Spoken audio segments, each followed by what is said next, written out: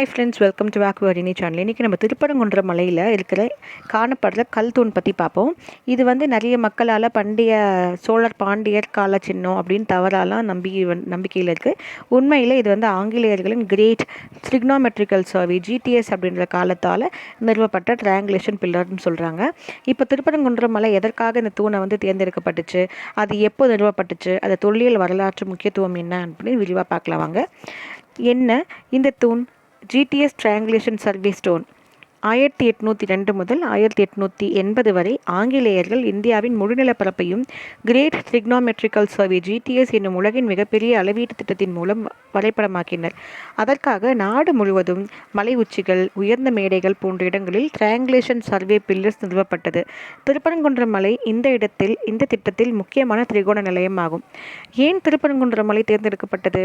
திருப்பரங்குன்ற மலை மதுரை சமவெளியின் மிக பிரமுகமான உயர நிலம்.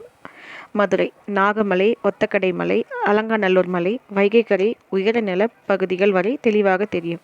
370 டிகிரி பேனரோமிக் காட்சி தரும் உயரம், பள்ளத்தாக்கு, நீர்நிலைகள், பசுமை பிரதேசம் அனைத்தும் தெளிவாக பார்க்கக்கூடிய பரப்பளவு, பழங்காலத்தில் இருந்த வழிகாட்டி மலை நேவிகேஷன் லேண்ட்மார்க். பண்டைய பாடல்களும் திருப்பரங்குன்றம் மேல் நிலமலை வழிகாட்டி மலை என வரும்.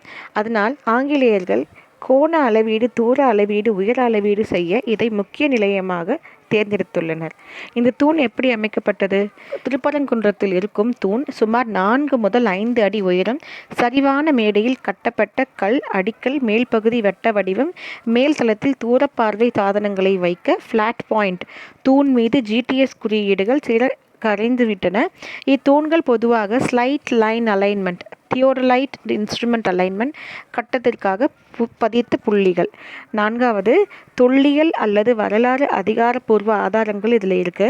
சர்வே ஆஃப் இந்தியா ஆர்கியல் மேப்ஸ் 1800 முதல் 1900 வரை மதுரை மற்றும் சுற்றுப்பகுதி ஜிடிஎஸ் மேப்பில் ட்ரையாங்குலேஷன் ஸ்டேஷன் திருப்பரங்குன்றம் ஹில் என தெளிவாக குறிக்கப்பட்டுள்ளது. ஜிடிஎஸ் டெக்ஸ்ட் வால்யூம்ஸ் கால் வா லாம்ப்டன் எவரெஸ்ட் மதுரை திருப்பரங்குன்றம் மலை சவுத் இந்தியா பேஸ்லைன் நெட்வொர்க் ஒரு புள்ளி என்று பதிவு.